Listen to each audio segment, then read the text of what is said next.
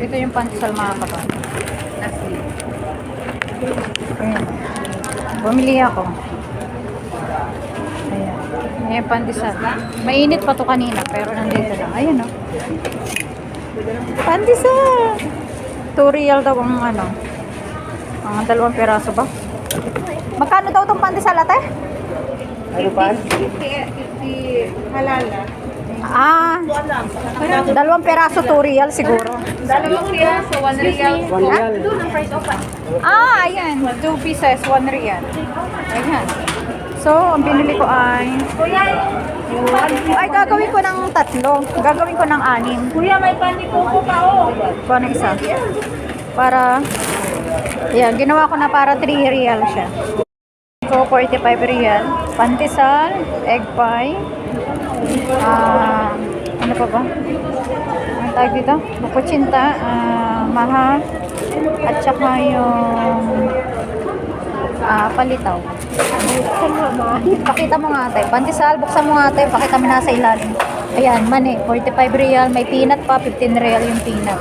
Kaya lahat 45 real. Nandito ulit tayo sa Pinas Supermarket. So, kita nyo yan. May mga ginataang tulingan. Sabi ko sa inyo mga kabayan, nandito na lahat eh. Sa bata. Tingin tayo. Bumili na ako ng yan. Bigo. May mga saba, may mga turon. Ayan. Pili tayo sa ibang side.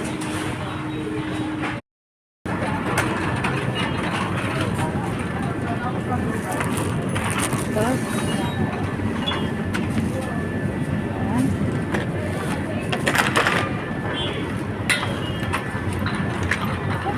Egyptian mango. Favorite ko to. Ayan ang ganda.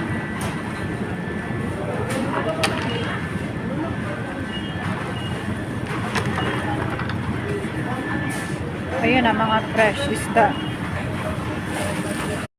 Ayan ang chichay achar. Chichay achar. Chara. 5.95. Marami kayo. Ayan, may kimchi. At ayan. Ano pa ba yung ito?